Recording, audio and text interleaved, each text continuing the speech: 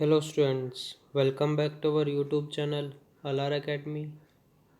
आज हम class fifth social studies के अंदर जो हमने लास्ट टाइम टेस्ट लिया था, chapter number 3 movement of the earth their effect का सॉल्यूशन देखेंगे। ओके, चलिए शुरू करते हैं। चलिए देखिए, इस टेस्ट के अंदर है, सबसे पहले हमारे पास आते हैं fill in the blanks. First question है फिल इन द ब्लैंक्स का। ओके, तो first fill in the blanks है dash and dash are the two movements of the earth. Dash and dash दो मूवमेंट्स हैं किसके? अर्थ के। ओके, अर्थ के दो मूवमेंट्स हैं डैश एंड डैश। तो डैश एंड डैश के जगह क्या आ जाएंगे हमारे पास? Rotation and revolution. ओके, जो रोटेशन है और जो रिवॉल्यूशन है, ठीक है, ये दो मूवमेंट्स हैं। किसके मूवमेंट्स हैं? अर्थ के। ओके, इसके बाद अगला क्वेश्चन है हमारे पास year with dash days is called a leap year. क्या पूछा गया है? एक साल जिसके अंदर डैश दिन आते हैं उसे हम लीप ईयर कहते हैं। ओके, इसके अंदर पूछा गया एक जो लीप ईयर होता है हमारा, जो हमारे हर 4 साल के अंदर एक बार आता है, लीप ईयर होता है, उसके अंदर टोटल कितने दिन होते हैं, कितने डेज होते हैं? तो उसके अंदर टोटल हमारे पास 366 डेज होते हैं। ओके, तो इसके बाद अगला क्वेश्चन है fixed path on which the earth revolves is the dash. इसके अंदर पूछा गया जो हमारा फिक्स्ड पाथ है जिसके ऊपर अर्थ रिवॉल्व करता है। ओके, वो फिक्स पाथ जिसके ऊपर अर्थ रिवॉल्व करता है उसे हम क्या कहते हैं? ओके, तो उसे हम क्या कहते हैं? ऑर्बिट कहते हैं। ओके, ऑर्बिट किसे कहते हैं? वो फिक्स्ड पाथ जिसके ऊपर अर्थ रिवॉल्व करता है उसे हम ऑर्बिट कहते हैं। अगला फिल इन द ब्लैंक्स है रिवॉल्यूशन कॉजेज डैश। क्या पूछा गया? जो रिवॉल्यूशन होता है अर्थ का दूसरा मूवमेंट होता है रिवॉल्यूशन, उसकी वजह से क्या कॉज होता है? ओके, तो उसकी वजह से क्या कॉज होते हैं? सीजन्स के अंदर चेंजेस आते हैं। ठीक है, जो रिवॉल्यूशन होता है उसकी वजह से हमारे सीजन्स हैं वो चेंज होते हैं, ऋतुएं चेंज होती हैं। ओके, इसके बाद अगला फिल इन द ब्लैंक्स है the spinning of the earth on its axis is called dash. क्या पूछा गया? जो स्पिनिंग होती है अर्थ की जो स्पिनिंग होती है अपने एक्सिस के ऊपर, उसे हम क्या कहते हैं? तो उसे हम रोटेशन कहते हैं। ओके, तो रोटेशन हम किसे कहते हैं? Spinning of the earth on its axis. Earth अपने एक्सिस के ऊपर जो स्पिन करता है उसे हम रोटेशन कहते हैं। ओके, इसके बाद अगला है हमारे पास second question answer the following questions. Okay, तो आंसर द फॉलोइंग क्वेश्चंस के अंदर फर्स्ट क्वेश्चन हमारे पास एक्सप्लेन द टर्म्स। इन टर्म्स को, दी गई टर्म्स को एक्सप्लेन करो। ओके, तो फर्स्ट टर्म है हमारे पास एक्सिस। एक्सिस क्या होती है? An imaginary line passing through the centre of the earth in which it spins. क्या बताया गया है एक्सिस के बारे में? एक इमेजनरी लाइन। ओके, एक इमेजनरी लाइन जो कि पास होती है कहाँ से? सेंटर से पास होती है, अर्थ के सेंटर से पास होती है। ठीक है, और उसके बाद क्या बताएगा? ऑन विच इट स्पिन्स, और जिसके ऊपर जो अर्थ है वो क्या करता है? स्पिन करता है, उसे हम एक्सिस कहते हैं। ओके, क्या बताया गया इसके अंदर? एक इमेजनरी लाइन जो कि अर्थ के सेंटर से पास होती है और जिस लाइन के ऊपर अर्थ स्पिन करता है, जिस इमेजनरी लाइन के ऊपर स्पिन करता है अर्थ, उसे हम एक्सिस कहते हैं। ओके, इसके बाद हमारे पास ऑर्बिट। ऑर्बिट क्या होता है? The path followed by the earth around the sun is called orbit.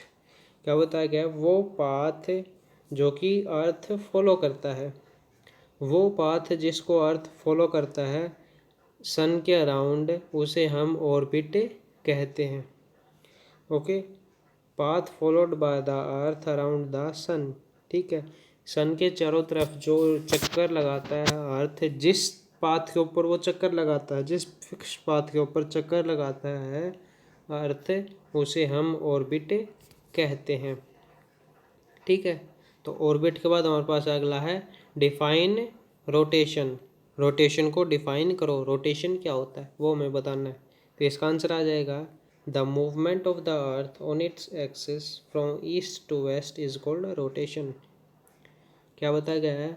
अर्थ की मूवमेंट, ठीक है, अर्थ की मूवमेंट, ठीक है, उसके एक्सिस के ऊपर रोटेशन क्या होती है, अर्थ की मूवमेंट होती है एक्सिस के ऊपर, ठीक है, किस डायरेक्शन के अंदर, ईस्ट से वेस्ट डायरेक्शन के अंदर जो अर्थ की मूवमेंट होती है एक्सिस के ऊपर उसे हम रोटेशन कहते हैं।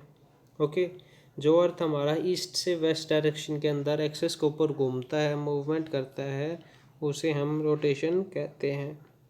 ओके, इसके बाद है व्हाट इज रिवॉल्यूशन। रिवॉल्यूशन क्या होता है? ओके, तो इसका आंसर आ जाएगा the movement of the earth around the sun is called revolution. Okay, revolution क्या होता है? अर्थ की मूवमेंट, ठीक है, अराउंड द सन, सन के चारों ओर जो अर्थ की मूवमेंट होती है उसे हम रिवॉल्यूशन कहते हैं। ओके, सन के चारों ओर जब आप फिक्स्ड पाथ के ऊपर, ऑर्बिट के ऊपर जो अर्थ हमारा वो चक्कर लगाता है, सन के चारों तरफ जब चक्कर लगाता है अपने ऑर्बिट के ऊपर, उसे हम रिवॉल्यूशन कहते हैं, उस मूवमेंट को हम रिवॉल्यूशन कहते हैं। ओके, इसके बाद अगला क्वेश्चन हमारा what is a leap year. Leap year क्या होता है, हाउ इट इज़ कॉज्ड, और ये कैसे होता है। ओके, तो इसका आंसर आ जाएगा the earth complete one revolution in 365 and 1/4 days। ठीक है, क्या बताया गया है, जो अर्थ है वो अपनी एक रिवॉल्यूशन सन के चारों तरफ एक चक्कर पूरा करता है, कितने दिनों में पूरा करता है, 365, 1/4, 1/4 दिनों में एक चक्कर पूरा करता है। इस लाइन के अंदर बताया गया है जो अर्थ है वो अपना एक रिवॉल्यूशन 365, 1/4 दिन के अंदर कंप्लीट करता है। We have only 365 days on our calendar. इसके अंदर बताया गया हमारे कैलेंडर के अंदर सिर्फ 365 दिन ही होते हैं। The 1/4 day of every year is added to the make one extra day. इसमें बताया गया जो 1/4 दिन है, ठीक है, हर साल का जो 1/4 दिन होता है उसको हम आगे ऐड करते रहते हैं और हर 4 साल के अंदर उसको एक एक्स्ट्रा दिन के अंदर उसको ऐड कर देते हैं। ठीक है, जो हमारा 1/4 दिन जो एक्स्ट्रा बच गया उसको हम क्या करते हैं, हर साल जो हमारा 1/4 दिन बचता है, ठीक है, उसको हम लास्ट में जाकर एक दिन बना लेते हैं, एक एक्स्ट्रा दिन उसके अंदर हम कन्वर्ट कर देते हैं। This extra day is added every 4th year of month of Feb. ठीक है, ये जो एक्स्ट्रा दिन हमारा बना है इसको हम क्या करते हैं, हर 4 साल के अंदर, हर चौथे साल के अंदर, हर 4th ईयर के अंदर फरवरी के महीने में उसे ऐड कर देते हैं। ठीक है, hence a year with 360 days is called a leap year. ठीक है, इसी तरीके से वो जो साल जिसके अंदर हम फरवरी के अंदर फरवरी के अंदर जो हम लास्ट एक एक्स्ट्रा डे ऐड करते हैं, ठीक है, जब उसके पास 366 दिन कंप्लीट हो जाते हैं, 366 डेज एक साल के अंदर हमारे कंप्लीट हो जाते हैं, उस साल को, उस ईयर को हम लीप ईयर कहते हैं। ओके, इसके अंदर पूछा गया what is a leap year. ठीक है, तो लीप ईयर क्या होता है, a year with a 366 days is called a leap year. एक साल जिसके अंदर 366 दिन आते हैं, 366 डेज आते हैं, उसे हम लीप ईयर कहते हैं। हाउ इट इज़ कोज्ड, ये कोज कैसे होता है। ठीक है, तो इसके अंदर बताया गया है कि जो हमारा अर्थ है वो अपना रिवॉल्यूशन है वो एक चक्कर पूरा करता है, कितने दिनों के अंदर करता है, 365 दिन 1/4 दिनों के अंदर। ओके, 365 एंड 1/4 डेज के अंदर क्या एक रिवॉल्यूशन कंप्लीट करता है। ठीक है, लेकिन हम कैलेंडर के अंदर सिर्फ 365 डेज ही लेते हैं। ठीक है, जो हमारा 1/4 डे बच गया हर साल उसको हम आगे ऐड करते रहते हैं और एक नया दिन, एक एक्स्ट्रा डे है वो हम इसके अंदर बना लेते हैं। ठीक है, उस एक्स्ट्रा डे को हम हर चौथे साल, हर 4th ईयर के अंदर फरवरी के महीने में ऐड कर देते हैं।